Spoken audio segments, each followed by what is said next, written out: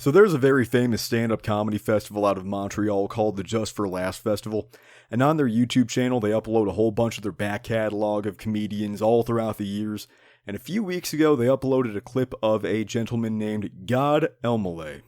Now Elmaleh, I personally knew he was Moroccan. I had been under the impression that he was a French national. Nope, apparently he's Moroccan-Canadian. Why do I know that? Because I was compelled to go consult his Wikipedia page to see if there was anything that could prove the claims being made in the comments section of that video on the Just for Laughs channel. A whole bunch of people were saying, in English and French, "Gee, it's so weird that Just for Laughs would upload his stand-up considering that he got busted for stealing jokes from Quebec comedians," and some were even saying that he was banned from the festival or Quebec altogether for life. And you know what? His Wikipedia page kind of agrees. If the sources on his Wikipedia page are to be believed, not only did he get busted for stealing jokes from comedians from Quebec and France and America, but when he got called out about it this past summer, evidently he answered in some sort of way like, "Oh, I'm the best, therefore the best jokes are for me," or something extremely stuck up like that. Long story short, a whole bunch of comedy festivals all over the world banned him for life, and according to some people on this YouTube channel, they banned him from the entire province of Quebec, which was his second home after Morocco. But now I have to clarify that the only reason I ever clicked on the video in the first place is because I have a history with this dude. Apparently, when Gad Elmaleh decided he wanted to start touring America and start performing in English, the comedy club that I used to work at was one of the first ones that he went to, and it was honestly the most bizarre weekend I have ever had working at that comedy club.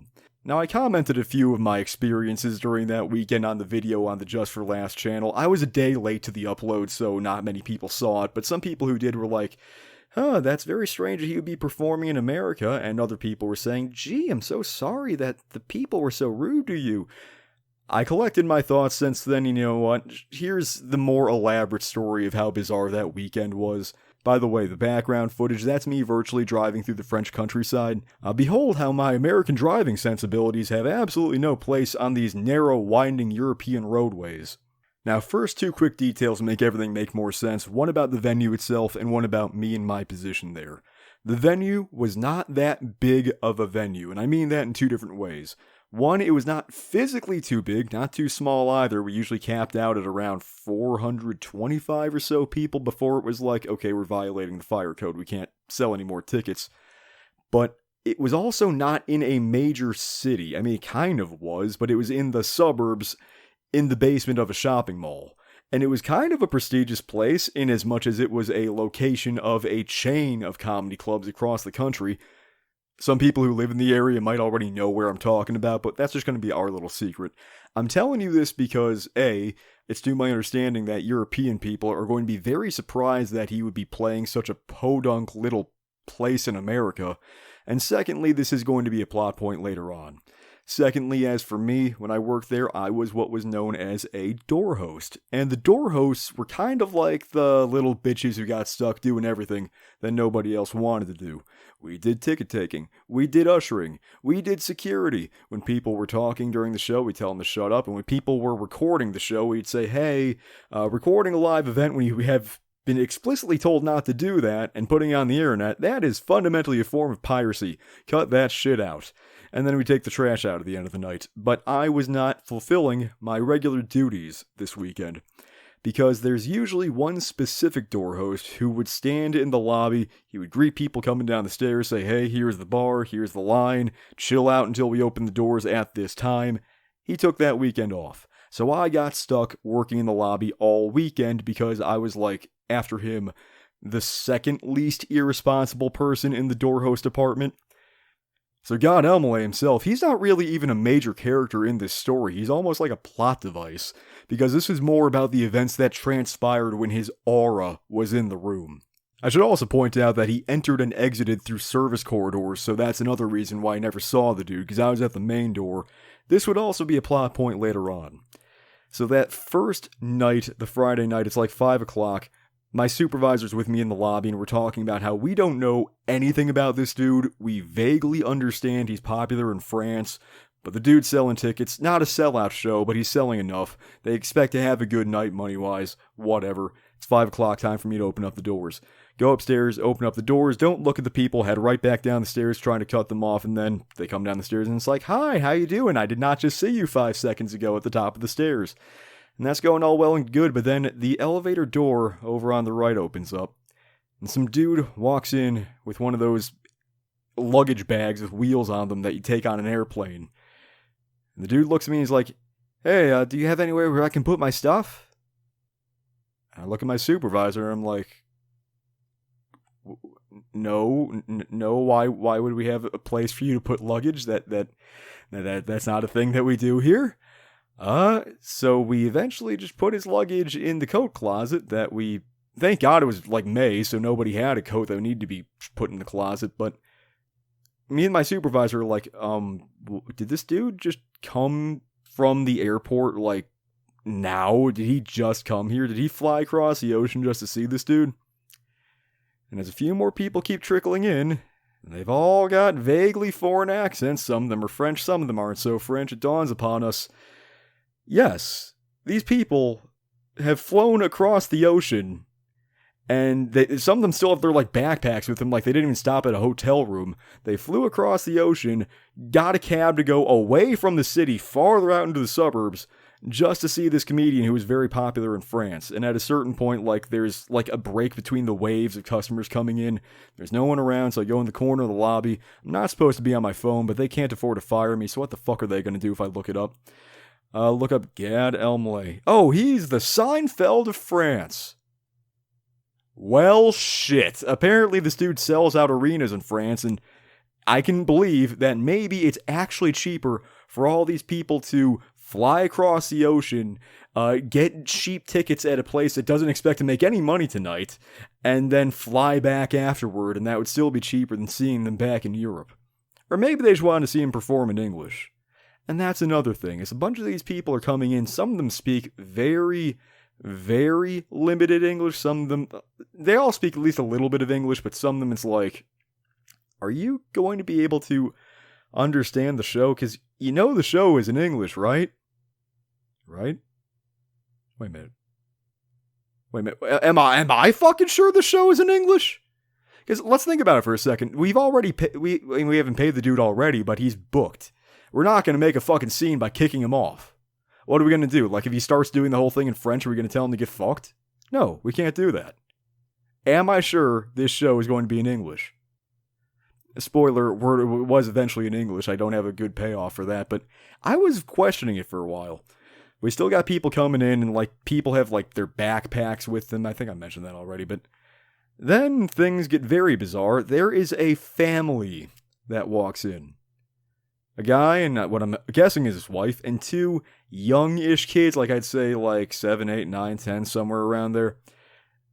And the dude is like, why did the person at the box office up there tell me that I'm not allowed to bring kids inside? Well, sir, that is because you're not. This is a comedy club for grown-ups, and there's a lot of R-rated material that goes on in here, and also there's alcohol all over the place, so we don't allow kids in here. Well, I came all the way from France to see Gad Elmaleh. I'm going to be let in here. It's like, that's not my decision to make, and if it was my decision to make, I'd tell you to get fucked anyway, because nobody broke your arm to fly all the way across the fucking ocean to take your kids, who look bored out of their goddamn minds, and even the wife wasn't saying anything. It's like she knew this was a bad decision. It's all this dude just yelling at me, and then I call my manager over, it's like, dude, can you take care of this guy? And then they're just like going at each other for like 5 solid minutes, all the while the wife and the kids are just standing in the corner of the lobby, and like the father is like trying to waltz his way into the goddamn showroom before we're even open. And they fuck off for a while, and they come back a few minutes later, and my boss, his professionalism is just gone. He's like, dude, do you see any other kids here? And it's like, yes, thank you for saying what's on everybody's mind. Because never had we ever had somebody try to walk in with children to a show like this. It was just understood, if you ain't, especially children this young, like they were not even like on the border. They were kids. Like, if Nickelodeon tried to make a show about them, people would think it was for fucking babies. Now, of course, most of the customers, they were still chill, mostly, but it was still just blowing my mind. Y'all really came all the way from Europe just to come here, got off the fucking plane, came to the show, and then turned right back around. And by the way, I got so hung up on the dude with the family that I forgot to mention, the people were not all just from France. They weren't all just from France and Quebec. They weren't all just from continental Europe. They were from all over the freaking world, especially the Francosphere, but not even just the Francosphere. Like, I remember 2 different people who gave me driver's licenses when I checked their ID. One of them was from Mauritius, and one of them was from Madagascar. For my fellow Americans, those are 2 island countries in the Indian Ocean. I like maps. I never in my life thought I would see a driver's license from Madagascar. Now I know what a Madagascar driver's license looks like. There were also a lot of like expats, like European people who were just incidentally in our city. And by our city, I mean the actual big city like an hour down the road. But these expats, while being less bizarre as people, they presented us with an entirely different issue. Because halfway through the intake of customers for the first show, my supervisor, who was not expecting this many foreign people, he decided to just go and look up some legal stuff just to double check, make sure everything's on base. About half an hour before the show starts, he gets on the radio with me. Will, can you hear me? Will, do you copy? Yeah, I copy. What's up? You can't accept their IDs if they're from out of the country unless it's a passport. If they have a passport, they're fine, but you can't accept like national driver's licenses and stuff like that. Okay then, do you want to help me comb through everybody we already let in with a foreign driver's license then? Because I can't do that by myself. And so they had to give out a warning to all the servers saying, hey, you need to double check IDs and you can't accept them unless they're passports. And I'm telling the new customers who are coming in after this announcement this, and they are pissed at me.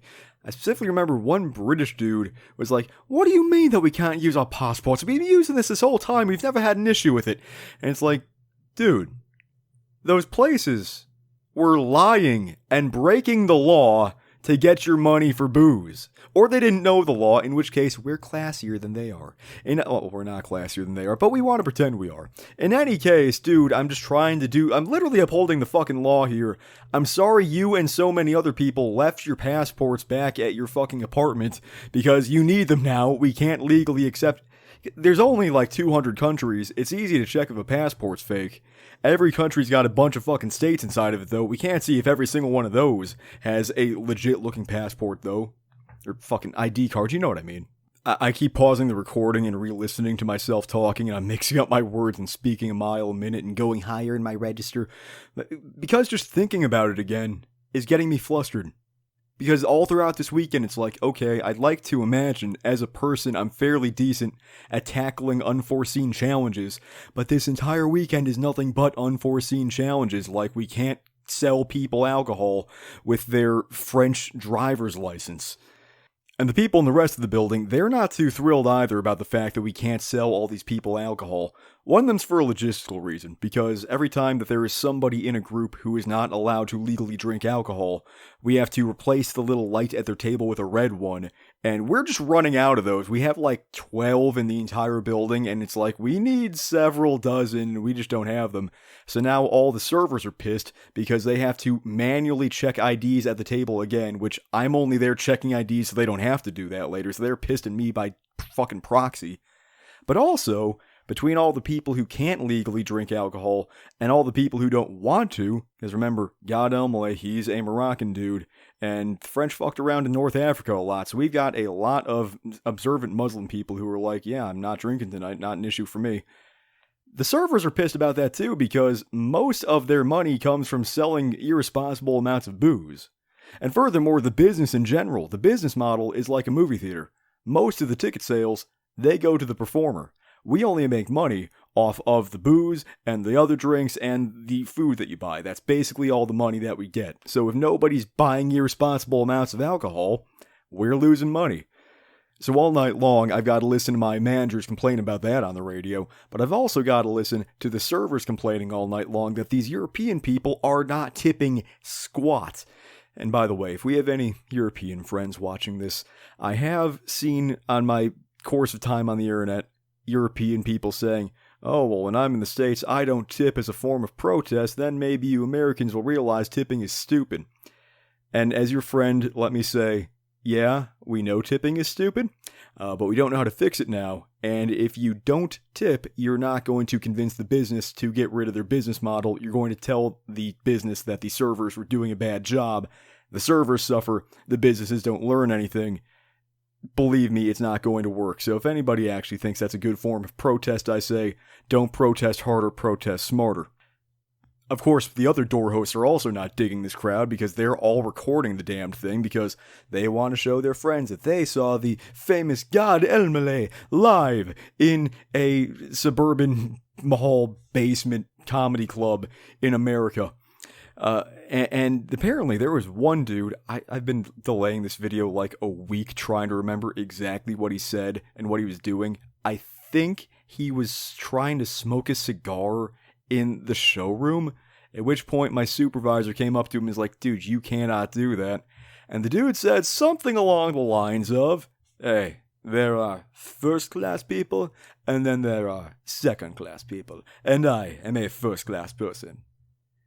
Not exactly what he said, but it was something extremely, beyond smarmy, just fucking arrogant, to the fullest definition of the word. Now, of course, at this point, the show has actually started. I'm just twiddling my thumbs alone in the lobby, waiting for people to start showing up for the second show. And I'm not alone for too long, because people want to get there fast, and they want to get in the front fucking row to see Gad Elmaleh.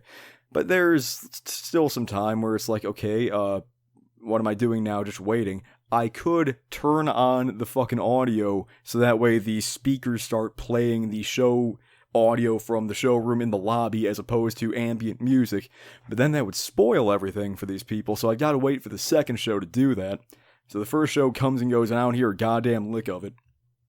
But as people are coming out, they're saying, oh, when is God coming out? And I'm on the radio with my supervisors like, is the dude coming out to say hi to these people? And they're like, no. I'm like, sorry people, he's not coming out tonight. Have a good night, get home safe, since evidently you've got to cross a fucking ocean. And they're not too pleased about that, but for the most part, they're accepting the fact, oh, okay. Second show starts. This time I'm really alone in the lobby, so I can go over and change the audio track. I don't remember too much of his set, but I remember there were a lot of jokes about how English is a broken language. Which, yeah, I don't disagree, but at least we didn't take the way we slurred our words and made that the correct way to pronounce our words, French. But I also remember his closing joke, both times I was able to hear it, was, oh, he's standing at the shore in New York City with his son, and he points across the Atlantic and he says, there, son, that way is Morocco, our homeland. Do you want me to take you there? At which point his son basically says, nah, I think I'm good. I remember that much. Second show gets out, and people are not leaving.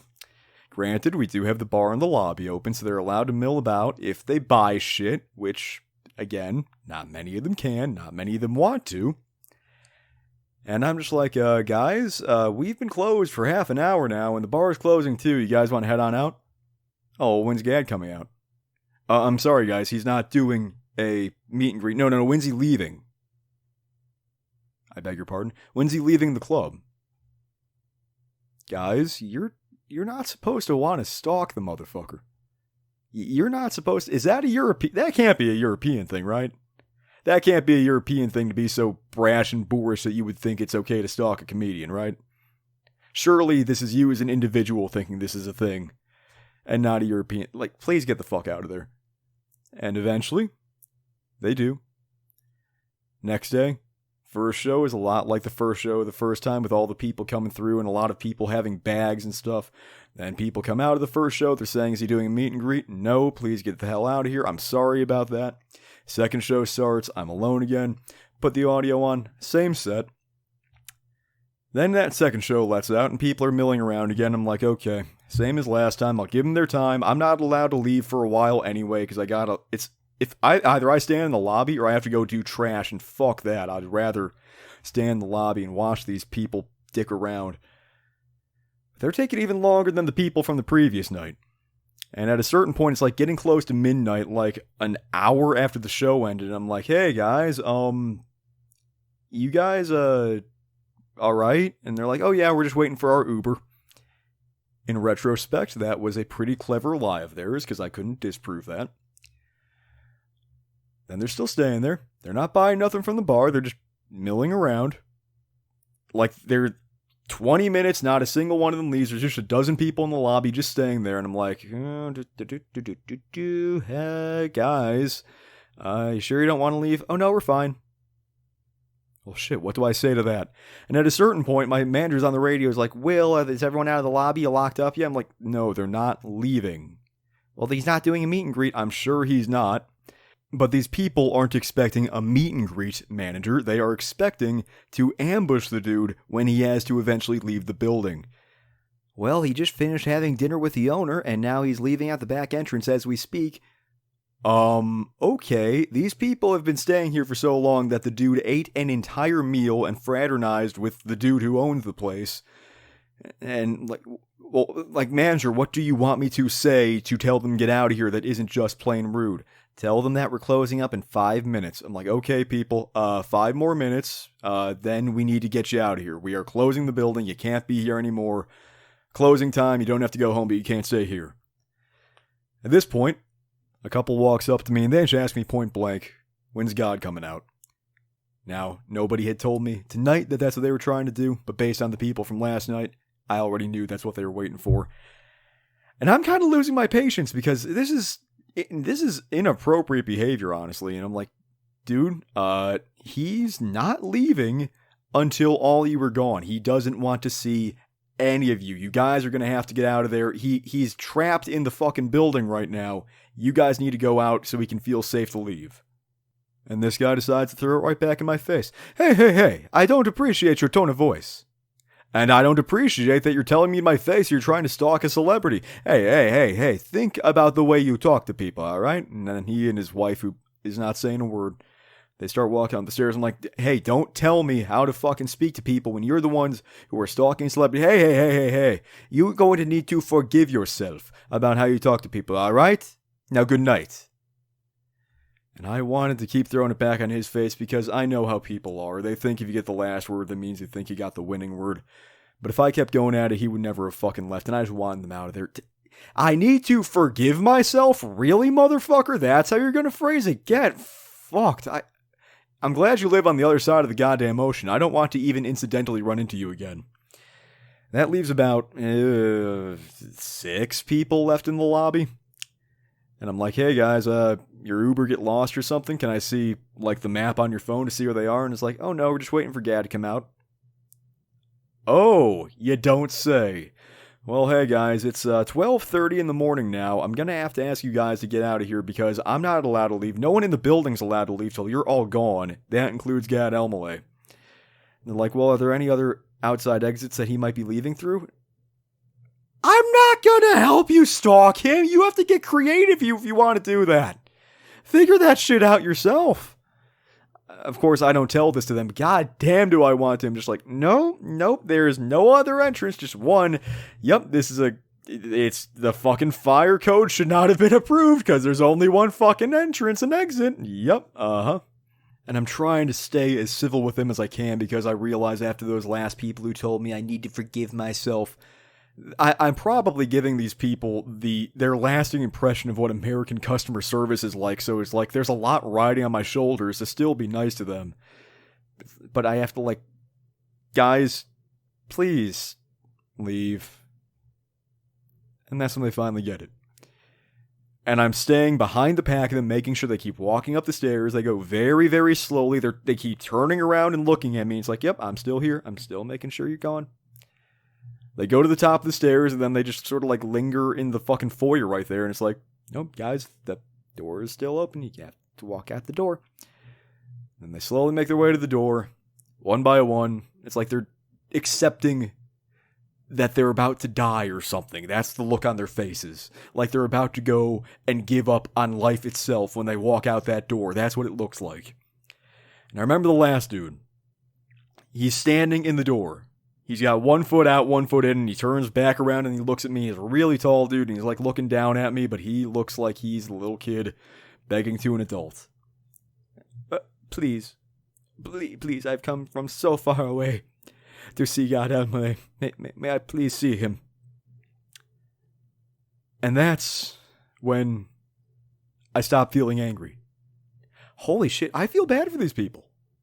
Something snaps in my fucking brain. Like, I know that it's tough to be a fucking superstar. I'm not going to say Gad Elmaleh is in any way obligated to go and meet his fans, but knowing that they came from across the fucking ocean to see his show just to turn around, they went on a 12-hour journey, well, plus flight time, whatever, just to see him. I think to myself, you know what? Maybe he's not obligated to see his fans, but he should make himself do it anyway. Because holy shit, the things that they did for him. Is this dude showing any respect for his fans at all? I'm not so sure. And this dude, he looks like he's about to start fucking crying.